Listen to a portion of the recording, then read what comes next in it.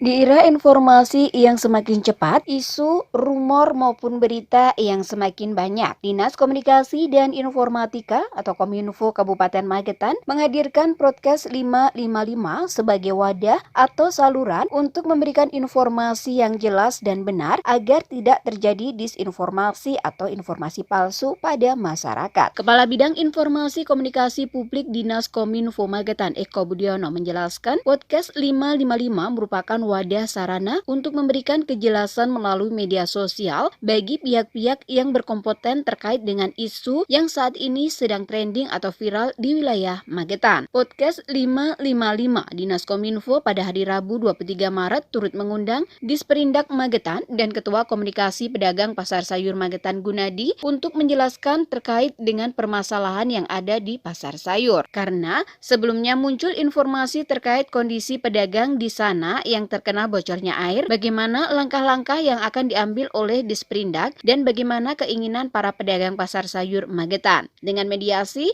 agar permasalahan cepat diselesaikan. Dengan munculnya kebijakan-kebijakan dari yang terkait untuk menindaklanjuti hal tersebut. Di era informasi yang sekian cepat ini, isu maupun berita-berita di luar kan banyak sekali. Dan tentunya ini perlu ada semacam wadah, semacam saluran untuk memberikan informasi yang jelas, biar tidak menjadi semacam disinformasi di masyarakat. Nah, Diskominfo akhirnya mempunyai satu terobosan buat podcast 555 ini sebagai wadah, sebagai sarana untuk memberikan penjelasan melalui media sosial, ya kan, bagi pihak-pihak yang berkompeten terkait dengan isu yang saat ini lagi ngetrend viral di Kabupaten Magetan. Misal kalau kemarin terkait dengan ada yang kemarin untuk warga barat Desa Panggung yang seakan ditolak perizinannya terus diusir dari kecamatan. Nah, kita datangkan mereka, pihak-pihak yang ada di sini, bagaimana sih duduk persoalannya. Nah, akhirnya ketemu duduk persoalan ini, runtutannya seperti ini, alurnya seperti ini. Jadi masyarakat biar jelas duduk perkara, tidak menerima berita sepotong-potong. Dan ini tadi kebetulan ada dari Disperindak, Kadi Mas Gun dari pasar sayur ini untuk menjelaskan terkait dengan permasalahan di pasar sayur. Misalnya ada isu bagaimana kondisi masyarakat pasar pedagang sana dengan yang terocok airnya di masa hujan. Nah, kita tahu sendiri bagaimana langkah-langkah Disperindak dan bagaimana harapan sebenarnya dari pihak pedagang pasar sayur.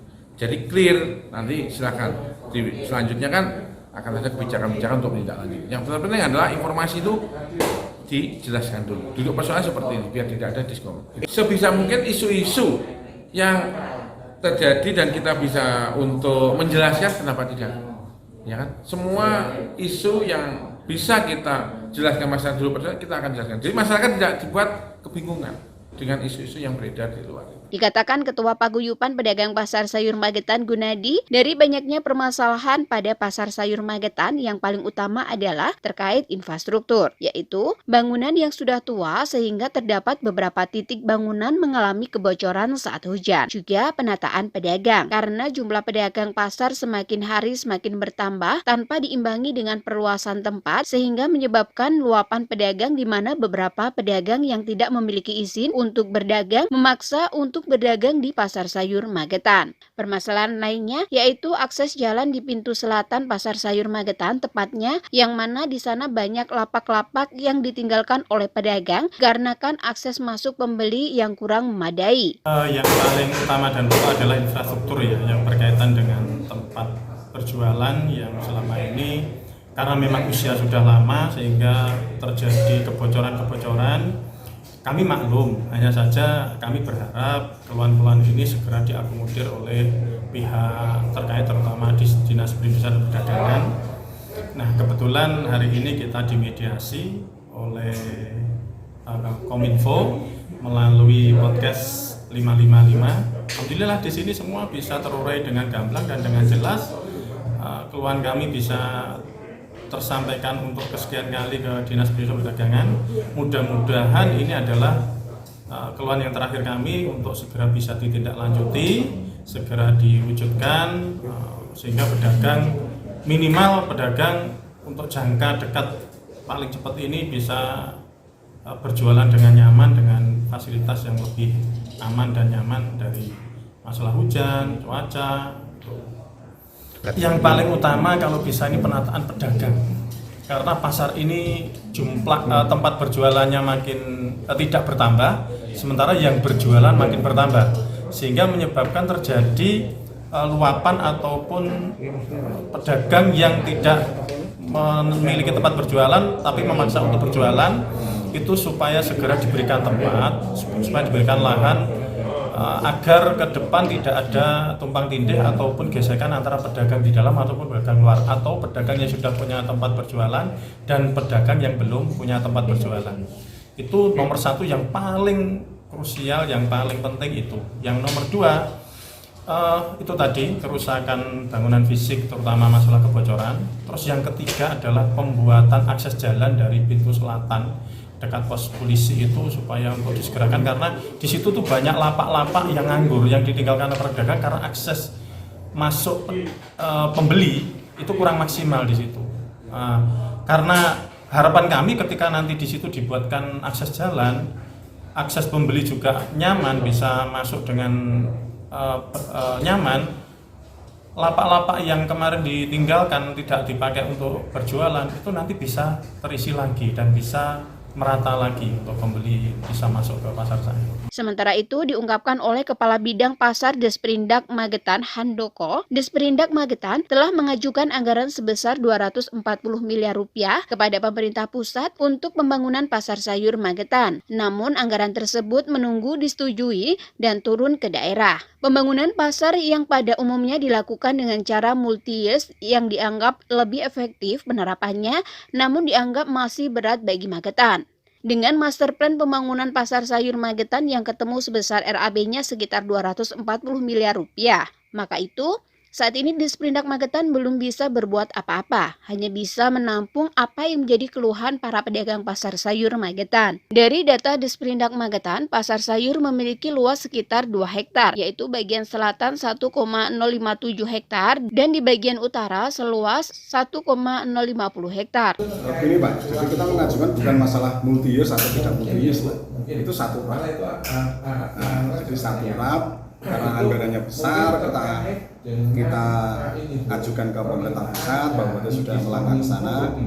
Nah, masalah yang nanti multi-use akhirnya kan tergantung dari anggaran yang diberikan, mungkin melalui Kementerian PUPR atau mana. Jadi bukan multi-use atau tidak multi-use.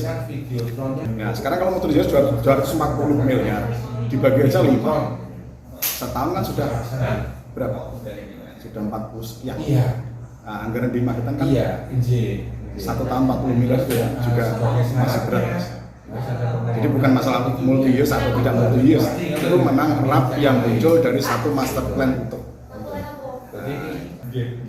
Itu di luar kewenangan kami Mas.